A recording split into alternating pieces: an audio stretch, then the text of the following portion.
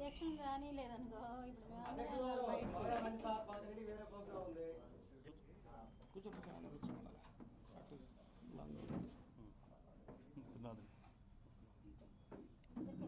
మాగమ్మా ఒకసారి సార్ కూర్చుంటా కొంచెం వేసుకో రాదు ఇప్పుడు కూడా అట్లా వచ్చి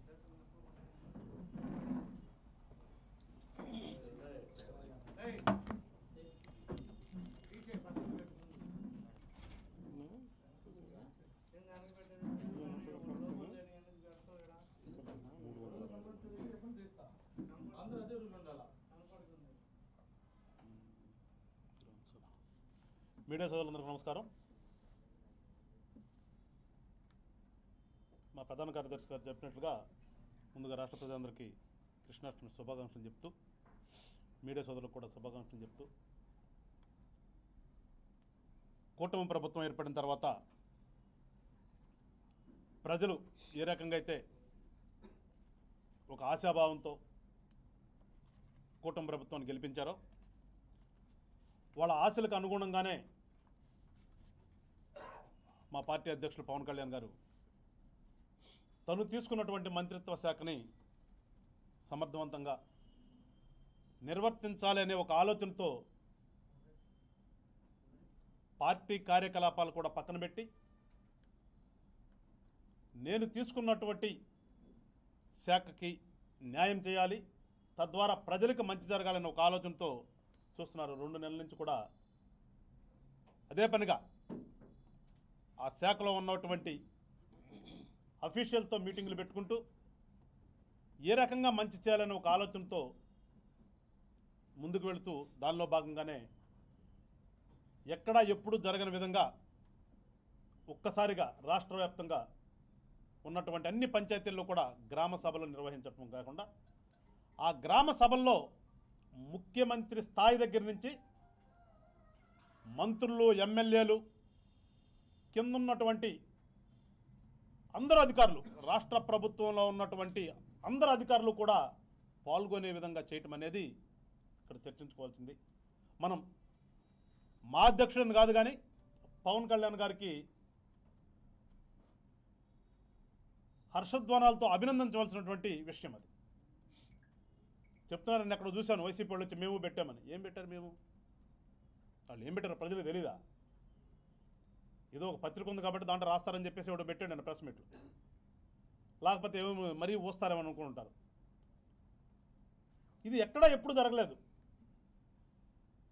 గ్రామ సభలు పెట్టాలని చెప్పేసి ఒక నిర్ణయం అయితే ఉంది కానీ ప్రభుత్వంలో ఏదో తూతు మంత్రంగా జరిగింది. దానికి కూడా ఎవరుంటారో ఆ పంచాయతీ ప్రెసిడెంట్ కూర్చొని పెట్టకుండా. కానీ ఈసారి జరిగింది, మొన్న 23వ తారీఖు జరిగింది. నిన్నదా చెప్పినట్లుగా రాష్ట్ర ముఖ్యమంత్రి దగ్గర నుంచి ఐఏఎస్ ఆఫీసర్లు మొదలుకొని కింద వరకు కూడా కూర్చోవటం అనేది ఎప్పుడు జరగలేదు, జరగదు కూడా. సో అందువల్ల నిజంగా ఈ రాష్ట్ర ప్రజలందరూ ఒకసారి పవన్ కళ్యాణ్ గారి యొక్క ఆశయాలు ఏంటి అనేది మీరందరూ కూడా ఒకసారి ఆలోచించండి. కేవలం ఏదో అధికారం కావాలి, అధికారం వచ్చేస్తే నేనేదో ఇసుక దవ్వుకోవచ్చు, కొండలు కొట్టేసుకోవచ్చు, నాకు సంబంధించిన పెట్టుకోవచ్చు, వాళ్ళ ద్వారా కొన్ని వేల కోట్లు పక్కనేసుకోవచ్చు అనే ఆలోచన కాదైంది. అంతకుముందు సెంట్రల్ గవర్నమెంట్ నుంచి వచ్చే ఫండ్ కూడా నిస్సిగ్గుగా వేరే అకౌంట్లకు మార్చుకుని అసలు పంచాయతీ ప్రెసిడెంట్లు ఉన్నారా లేదా అనేది కూడా స్పృహ లేని విధంగా పరిపాలన జరిగింది. ఇంతకుముందు చెప్పారు మా ప్రధాన కార్యదర్శి గారు, పోయినసారి నామినేషన్లు కూడా ఏనివ్వకుండా దాదాపుగా మొత్తం వాళ్ళే ఎనానమస్లు 90% వరకు, 90 ఇంకే ఎబో ఉంటారు నాకు తెలిసి, 90 ఎబో ఉంటారు మొత్తం వాళ్ళ పార్టీకి సంబంధించిన వాళ్ళే పంచాయతీ ప్రెసిడెంట్లు. అయినప్పటికీ కూడా ఏ ఒక్క పంచాయతీ కూడా రూపాయి ఇవ్వకపోగా కేంద్ర ప్రభుత్వం నుంచి వచ్చే డబ్బులను కూడా వీళ్ళకున్న తెలివితేటలతో, అంటే తెలివితేటలు అంటే ఏమంటారు, దొంగ తెలివితేటలు అంటారు కదా, దొంగ తెలివితేటలతో ఆ పంచాయతీలకు వచ్చే సొమ్మును కూడా వీళ్ళు వేరే అకౌంట్లకు వేసుకుని ఏం చేశారో తెలియదు. మాట్లాడితే నేను అమ్మ ఒడిచ్చాను, అయ్యి ఒడిచ్చాను అంటాడు. అన్నీ ఒళ్ళికే. తీరా చూస్తే ఆ ఓడి అంటే ఎట్లా కడతారు కదా, ఓడి మూటేస్తారు. ఆ ఓడిలో మూట కట్టుకుని ఎక్కడ పెట్టారు అనేది ప్రజలందరూ గమనించారు కాబట్టి 11 స్థానాల దగ్గర కూర్చోబెట్టారు తీసుకెళ్ళి.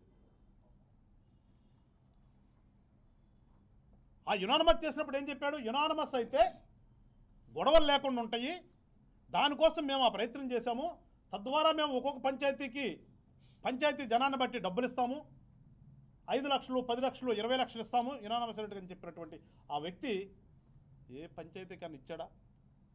ఇవ్వకపోగా వాళ్ళ దగ్గర ఉన్నటువంటి ఆ పంచాయతీకి సంబంధించినటువంటి బడ్జెట్ కూడా లాక్కెళ్ళినటువంటి పెద్ద మనిషి. ఇవన్నీ చూసిన తర్వాత ఇవాళ పవన్ కళ్యాణ్ గారు ఈ రాష్ట్రం అభివృద్ధి చెందాలంటే ఎక్కడ మొదలు పెట్టాలో అక్కడ మొదలు పెడితేనే అభివృద్ధి చెందుతుందని చెప్పేసి ఆ పంచాయతీ వ్యవస్థను మంత్రిగా తీసుకోవటమే కాదు, ఆ పంచాయతీని ఇవాళ ఏ రకంగా అయితే అభివృద్ధి చేయాలని ఒక ఆలోచనతోనే 2 నెలలకే మొదలుపెట్టాడు కార్యక్రమం. అందువల్ల రాష్ట్ర ప్రజలందరూ మేము కోరేది ఒకటే, ఎప్పుడూ కూడా ఒక మంచి చేయాలంటే ఒక విజన్తో వెళ్ళాలి. ఆ విజన్ ఉండటమే కాదు, కార్యాచరణ చేసే సమర్థత కూడా ఉండాలి. ఇవాళ అనుకున్నాడు, చెప్పాడు, కార్యాచరణ మొదలు పెట్టించాడు.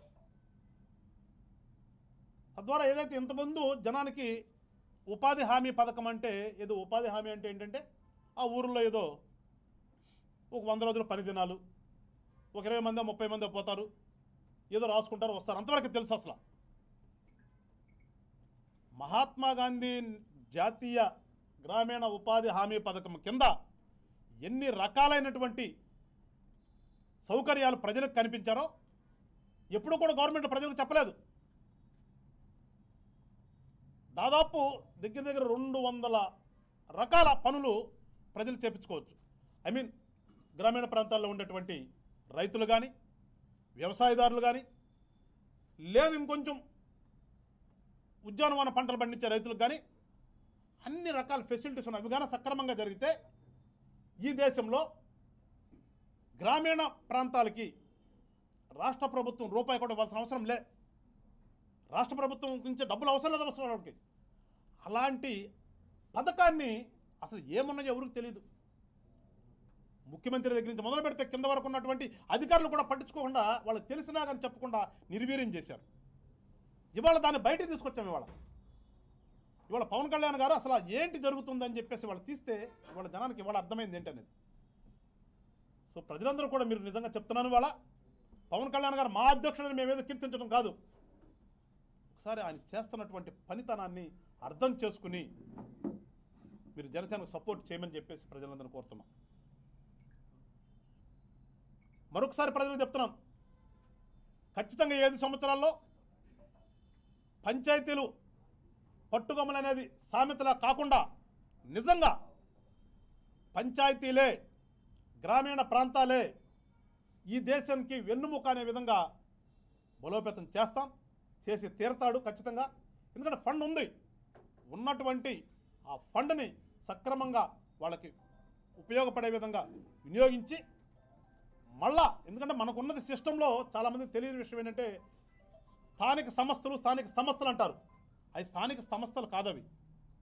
73, 74 రాజ్యాంగ సవరణ ప్రకారం కేంద్ర ప్రభుత్వం, రాష్ట్ర ప్రభుత్వం కిందకు వచ్చేదానికి పంచాయతీలను కూడా ఒక పాలన, అది ఒక ప్రభుత్వం కింద ఉంది. అలాంటి పాలనని, ఆ 3 పాలనని కూడా కలిపి ఖచ్చితంగా పంచాయతీలన్నింటినీ కూడా అభివృద్ధి చేసి బలోపేతం చేసి రానున్నటువంటి రోజుల్లో గ్రామీణ ప్రాంతాలు పచ్చదనంగా ఉండే విధంగా, ఇందా చెప్పారు ఆల్రెడీ, రేపు 2వ తారీఖున ఆయన పుట్టినరోజు సందర్భంగా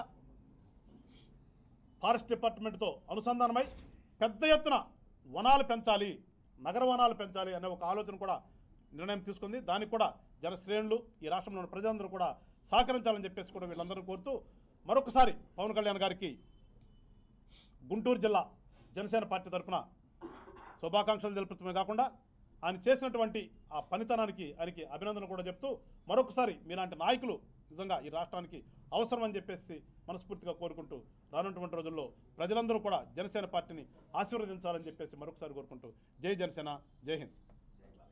అనే వ్యక్తి గురించి రాష్ట్ర ప్రజలందరికీ తెలుసు. ఏం మాట్లాడతాడో, ఎందుకు మాట్లాడతాడో, ఏం చేస్తాడో తెలియని విషయం కాదు. ఇవాళ అన్నా క్యాంటీన్ల ద్వారా చాలామంది బలహీన వర్గాలకు కానీ, లేదంటే పల్లెటూరుల నుంచి వచ్చి పట్టణాల్లో పని చేసుకునే వాళ్ళకి కానీ ఒక మంచి సౌకర్యం అది. పొద్దున్నే వాళ్ళు ఇంట్లో లెగిసి వాళ్ళ క్యారేజీ పెట్టి పంపించేటటువంటి టైం లేని వాళ్ళందరూ కూడా ఇవాళ ఉదయాన్నే లెగిసి పనికొచ్చేసి విరామ సమయంలో అక్కడికి వెళ్ళి 5 రూపాయలు ఇచ్చి భోజనం చేస్తున్నారు. దానికి ఏదంటారా కుళ్ళుకుంటున్నాడని. ఆ కుళ్ళుకునే మనస్తత్వం ఉన్నటువంటి ఈ వైఎస్ఆర్ పార్టీ సంబంధించినటువంటి నాయకులు అంతకుమించి ఏం మాట్లాడతారు? ఇంకా అంతకుమించి ఏం మాట్లాడారు కదా. ఒకసారి రాంబాబు గారు వచ్చి అక్కడ తిని చూస్తే తెలిసింది దానికి ఏంటనేది. ఎందుకంటే ఒక కడుపుబ్బరం, మేమేం చేయలేకపోయాము, ఎంతసేపు మా నాయకుడు దోసుకునే దగ్గర మిగిలిపోయాడు, మమ్మల్ని కూడా ఏమి చేయనివ్వకుండా ఎదవలన చేశాడు, మమ్మల్ని అందరూ ఎదవలు చేయబెట్టే కదా మేము ఈ రకంగా వాడిపోయాము అనే అక్కసు జగన్మోహన్ రెడ్డి గారి మీద మాట్లాడలేక ఈ అన్నం గంట మీద పెట్టి ఏడుస్తాడు. అంతమంది ఏం చేస్తాడు అతను? సంక్రాంతి సంబరాలని చెప్పేసేసి లాటరీ టిక్కెట్లు అమ్ముకున్న వ్యక్తి ఇవాళ వచ్చి వాళ్ళ లైన్లో నుంచున్నాడంటారా? ఏ చోట్లైనా అరే పెద్ద పెద్ద ఫంక్షన్ హాల్స్లో కూడా ఇవాళ ఫంక్షన్ జరిగితే భోజనాల దగ్గర అది ఒక ఆనవాయితీ అయిపోయింది, వెళ్ళిపోయి నుంచోటి మన గబగబా వెళ్ళిపోవాలనే ఉద్దేశంతో ముందర తినకుండా నేను అనుకుంటున్నారు. ఏది ఈయన చెప్పే పెద్ద పెద్ద ఫంక్షన్ హాల్లోనే అలాంటి దాన్ని తప్పెట్టబెడతాడు. అక్కడ ఒక సిస్టమ్ అది. అన్న క్యాంటీన్ దగ్గర ఒక లైన్లో ఉండి ప్లేట్లు తీసుకుని భోజనం చేస్తారు. వాళ్ళకి ఎవరికి లేని ఇబ్బంది ఈయనకి వచ్చిందా పాపం? పెట్టమనండి, నేను పోరే కొట్టేసిన కోర్టులోనే కదా స్వచ్ఛందంగా పెట్టమనండి. వాళ్ళకు ఉంది కదా పిచ్చి, బొమ్మలు వేసుకునే పిచ్చి.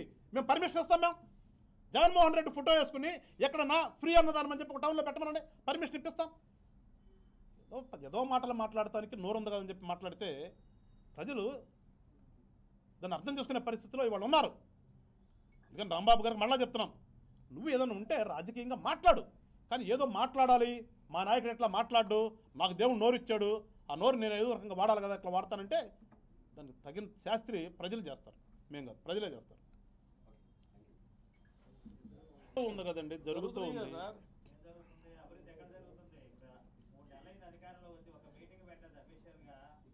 ఏ డిపార్ట్మెంట్ ఆ డిపార్ట్మెంట్ జరుగుతోంది కదా సార్. ఆయన వచ్చి ఒకసారి భోజనం చేయమండి, అందులో ఏ విధంగా ఉంటాయో చెప్తారు సార్. నేను చెప్తున్నాను, నెక్స్ట్ వారు ఇస్తారులే. ఇప్పుడు అంత డిపార్ట్మెంట్ వైజ్గా రివ్యూస్ జరుగుతూ ఉన్నాయి. ఆ రివ్యూస్లో డెసిషన్స్ తీసుకుంటా ఉన్నారు. ఇప్పుడు కూటమిలో ఉన్నటువంటి మంత్రులు కూడా రివ్యూస్లో ఉన్నారు.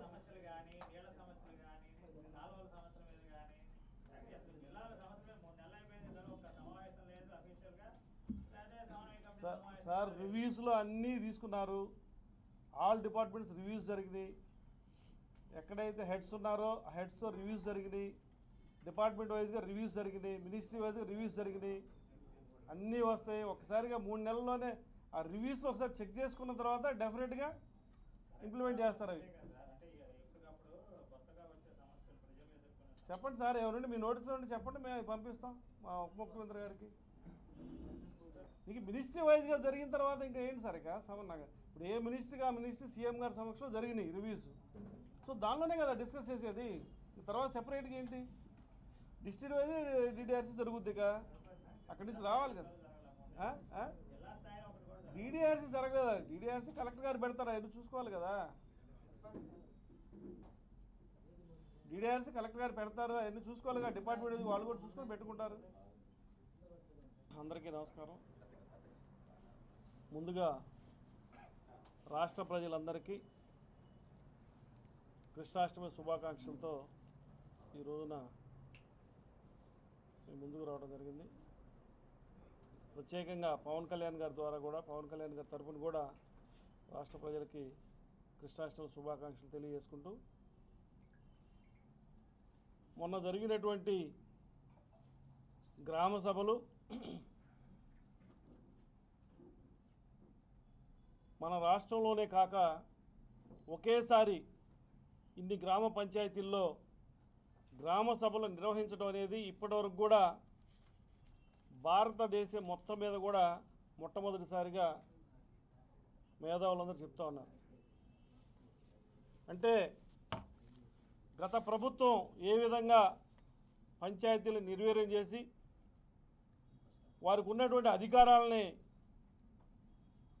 వారు అనుభవించకుండా, వారు అధికారంతో గ్రామంలో ఉన్నటువంటి సంపదను కానివ్వండి, వారి గ్రామానికి వచ్చిన ఆదాయాన్ని కానివ్వండి, గ్రామంలో అభివృద్ధి చేసే కార్యక్రమంలో కూడా ఎక్కడా కూడా వారిని పక్కదారి పట్టించి వారందరూ కూడా నిర్వీర్యం చేసినటువంటి పరిస్థితుల్లో ఈ రోజున ఉప ముఖ్యమంత్రి పవన్ కళ్యాణ్ గారు, రాష్ట్ర ప్రజలకి కృష్ణాష్టమి శుభాకాంక్షలు తెలియజేసుకుంటూ, మొన్న జరిగినటువంటి గ్రామ సభలు మన రాష్ట్రంలోనే కాక ఒకేసారి ఇన్ని గ్రామ పంచాయతీల్లో గ్రామ సభలు నిర్వహించడం అనేది ఇప్పటివరకు కూడా భారతదేశం మొత్తం మీద కూడా మొట్టమొదటిసారిగా మేధావులందరూ చెప్తా ఉన్నారు. అంటే గత ప్రభుత్వం ఏ విధంగా పంచాయతీలు నిర్వీర్యం చేసి వారికి ఉన్నటువంటి అధికారాలని వారు అధికారంతో గ్రామంలో ఉన్నటువంటి సంపదను కానివ్వండి, వారి గ్రామానికి వచ్చిన ఆదాయాన్ని కానివ్వండి, గ్రామంలో అభివృద్ధి చేసే కార్యక్రమంలో కూడా ఎక్కడా కూడా వారిని పక్కదారి పట్టించి వారందరూ కూడా నిర్వీర్యం చేసినటువంటి పరిస్థితుల్లో ఈ రోజున ఆ శాఖ మంత్రివర్యులుగా ముఖ్యంగా గ్రామ వ్యవస్థను బలోపేతం చేయాలనే ఉద్దేశంతో ఎక్కడైతే బలహీనంగా మనం కనిపిస్తూ ఉన్నాం గ్రామాల్లో ప్రతి గ్రామానికి కూడా వారికి అధికారాలు ఇవ్వాలి, గ్రామ సర్పంచ్కి అధికారాలు ఇవ్వాలి, గ్రామంలో ఉన్నటువంటి నాయకులే గ్రామ ప్రజలే వారి అభివృద్ధి వారే చేసుకోవాలనే ఒక ఆకాంక్షతో మంచి సదుద్దేశంతో గ్రామ సభలు నిర్వహించడం జరిగింది. మేము ముందుగా వారికి రాష్ట్ర ప్రజలందరి తరఫున పవన్ కళ్యాణ్ గారికి ముందుగా కృతజ్ఞతలు తెలియజేస్తూ ఉన్నాం. ఎందుకంటే రాష్ట్రానికి కానీ భారతదేశానికి కానీ పట్టుకొమ్మలు ఉన్నాయంటే పంచాయతీలే. ఏ అభివృద్ధి జరగాలన్నా ఎక్కడైనా సరే గ్రామస్తులు బాగుంటేనే తద్వారా అక్కడ గ్రామంలో ఉన్న రైతులు కానివ్వండి, కార్మికులు కానివ్వండి, చిన్న చిన్న పనులు చేసుకునేటువంటి కార్మికులు కానివ్వండి, వారందరూ బాగుంటేనే రాష్ట్రం కానీ భారతదేశం కానీ బాగుంటుంది. ఆ ఉద్దేశంతో గ్రామ వ్యవస్థని బలోపేతం చేయడం కోసం పవన్ కళ్యాణ్ గారు చర్యలు చేపట్టారు. అందులో భాగంగానే చిన్న పంచాయతీలకు 10,000, పెద్ద పంచాయతీలకు 25,000 ఇవ్వడం జరిగింది ఆ యొక్క గ్రామ సభలు నిర్వహించుకోవడం కోసం. అంటే గతంలో రాష్ట్ర ప్రభుత్వం జగన్మోహన్ రెడ్డి గారి హయాంలో ఉన్నటువంటి రాష్ట్ర ప్రభుత్వం ఎక్కడా కూడా ప్రతిపక్షాల వారిని ఎన్నికల్లో కూడా పాల్గొనకుండా దౌర్జన్యాలు చేసి అందరిని కూడా కేసులతో భయపెట్టి కొట్లాడి అందరిని కూడా భయపెట్టి నామినేషన్ కూడా వేయలేనటువంటి పరిస్థితుల్లో ఆ రోజు ఉన్నటువంటి ప్రతిపక్షం టీడీపీ కూడా మేము బహిష్కరిస్తుంది ఎన్నికలని చెప్పడం జరిగింది. దాని ద్వారా 70 నుంచి 80% వరకు ఆ రోజు జనసేన పార్టీ పోటీ చేసింది గ్రామ పంచాయతీల్లో. దాని ద్వారా 70 నుంచి 80% వరకు వైసీపీ వారు ఉన్నారు గ్రామ పంచాయతీల నాయకులుగా. వారు కూడా మొన్న జగన్మోహన్ రెడ్డి గారు చేసినటువంటి ఈ పంచాయతీలు నిర్వీర్యం చేసినటువంటి పరిస్థితుల్లో వారు కూడా జగన్మోహన్ రెడ్డి గారికి దూరం అయిపోయారు. అయినా కూడా మేము ఎక్కడ పార్టీలను చూసుకోలేదు. మా యొక్క పవన్ కళ్యాణ్ గారు ఒకటే చెప్పారు, గ్రామం బాగుపడాలంటే సర్పంచ్ ద్వారానే బాగుపడాలి, సర్పంచ్కి అన్ని అధికారాలు మేము ఇస్తామని చెప్పి సదుద్దేశంతో వారికి కూడా నిధులు ఇవ్వడం జరిగింది. మాదంతా ఒకటే, రాష్ట్రం అంతా ఒకటే, ఇక్కడ కులాలు మతాలు పార్టీలు లేవు, అభివృద్ధి చేయడం మా ధ్యేయంగా మా ఉప ముఖ్యమంత్రి పవన్ కళ్యాణ్ గారు ముందడుగు వేస్తున్నారు. వారికి మేమందరం తోడుగా, వారు చేసే ప్రతి పనికి మేము తోడుగా ఉంటూ ఈ యొక్క గ్రామ వ్యవస్థని బలోపేతం చేసే దానిలో మేము కూడా భాగస్వాములు అయినందుకు సంతోషిస్తూ వారికి మరొకసారి కృతజ్ఞతలు తెలియజేసుకుంటూ రేపు 2వ తారీఖు జరగబోయేటువంటి కార్యక్రమం పవన్ కళ్యాణ్ గారి పుట్టినరోజు వేడుకల్లో భాగంగా వారు ఇప్పుడు చెట్లు పెంచే కార్యక్రమాన్ని చేపట్టారు. రాష్ట్రం అంతా కూడా కార్యకర్తలందరూ ప్రత్యేకంగా ఆ రోజున వారు చేసుకునేటువంటి కార్యక్రమాలతో పాటుగా ఈ కార్యక్రమానికి చెట్లు నాటే కార్యక్రమాన్ని, మొక్కలు నాటే కార్యక్రమాన్ని కూడా చేపట్టాలని చెప్పి సూచిస్తూ సెలవు తీసుకుంటాం.